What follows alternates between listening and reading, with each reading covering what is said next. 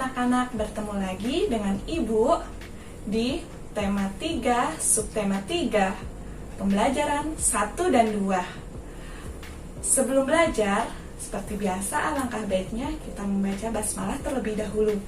Bismillahirrahmanirrahim. Pada subtema 1, kalian telah mempelajari bagaimana suasana pada pagi hari dan apa saja tanda-tanda ketika pagi hari.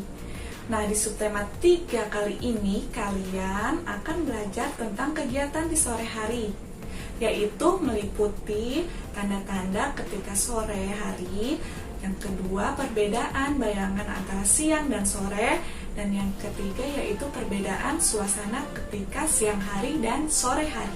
Mari simak cerita berikut ini. Siang telah berlalu, matahari mulai condong ke barat. Panas matahari sudah berkurang.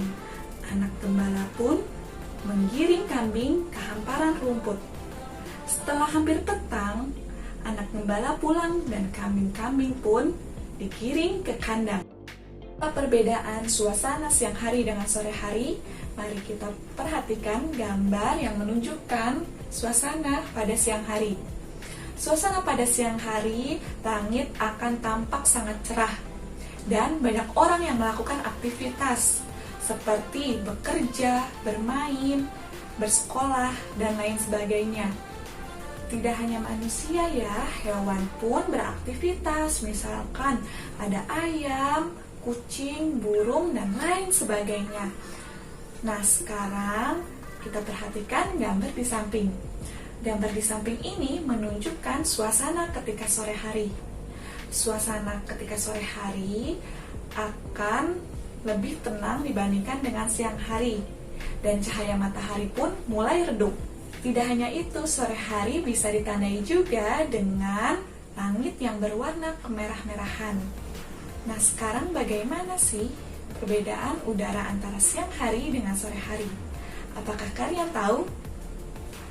Betul sekali. Udara pada siang hari akan terasa panas, sedangkan udara ketika sore hari akan terasa sejuk. Materi selanjutnya yaitu mengenal bayangan. Gambar yang pertama ini menunjukkan bayangan yang terjadi pada siang hari. Ketika siang hari, matahari berada di atas kita.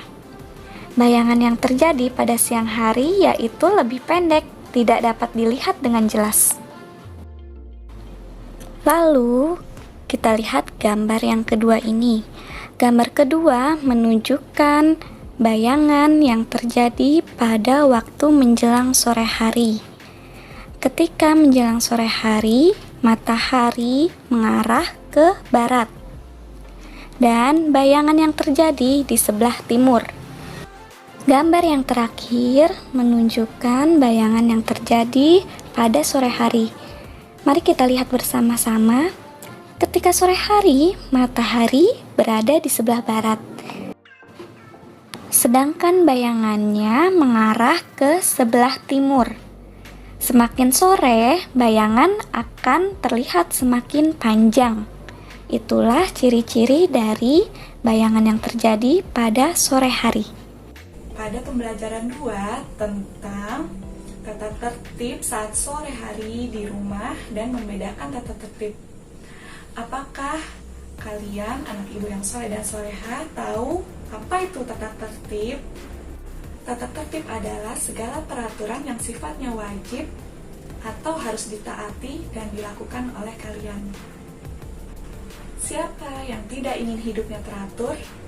Semua orang pasti ingin hidupnya teratur. Maka dari itu kita harus melaksanakan tata tertib yang ada di rumah. Banyak sekali contoh-contoh tata tertib saat sore hari ketika di rumah. Pertama, masuk keluar rumah harus mengucapkan salam. Yang kedua, masuk bukan kamarnya harus mengetuk pintu terlebih dahulu. Misalkan jika kalian ingin masuk ke kamar orang tua kalian atau ke kakak kalian, sebaiknya harus mengetuk pintu terlebih dahulu. Ketiga, berpakaian sopan walaupun ada di dalam rumah. Keempat, sopan kepada orang yang lebih tua. Kelima, tidak berkata kasar atau kotor. Keenam, kalian harus sholat tepat waktu. Selanjutnya yaitu membandingkan tata tertib. Tata tertib harus disesuaikan dengan tempat, waktu, dan juga kebutuhan. Tata tertib di rumah untuk sore hari berbeda dengan tata tertib di rumah untuk pagi, siang, atau malam hari. Hal itu disebabkan oleh adanya kegiatan tertentu yang hanya biasa dilakukan di waktu-waktu tertentu. Contohnya adalah tidur. Tidur biasa dilakukan ketika sore atau malam hari. Karena ketika siang hari biasa digunakan orang-orang untuk beraktivitas. Misalkan ada yang sekolah, bekerja, dan lain sebagainya.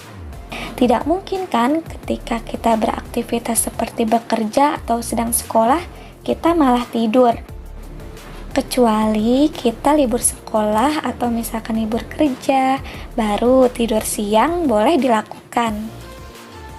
Setelah kalian mempelajari tata tertib saat sore hari di rumah, coba sekarang ibu akan beri contoh tentang membedakan mana yang aturan umum atau aturan yang bisa dilakukan pada pagi hari, siang hari, dan sore hari, dan mana aturan yang hanya berlaku pada waktu sore hari. Kita lihat nomor 1. Aturannya yaitu masuk atau keluar rumah mengucapkan salam. Nah, di sini coba diperhatikan apakah nomor 1 ini termasuk aturan umum atau aturan yang hanya berlaku pada waktu sore hari.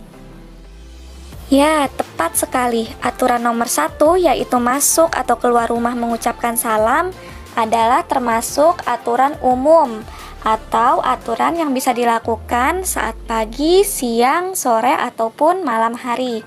Maka dari itu kita beri tanda plus atau tambah. Sekarang kita lihat nomor 15. Aturannya yaitu mandi sebelum waktu maghrib.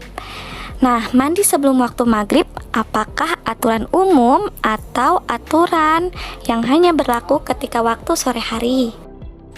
Kalian cari tahu sendiri ya jawabannya apa. Jangan lupa dikerjakan juga untuk nomor yang lainnya. Cukup sekian pembelajaran pada hari ini. Mari kita tutup bersama-sama dengan membaca hamdalah. Alhamdulillahirobbilalamin. Terima kasih. Wassalamualaikum warahmatullahi wabarakatuh.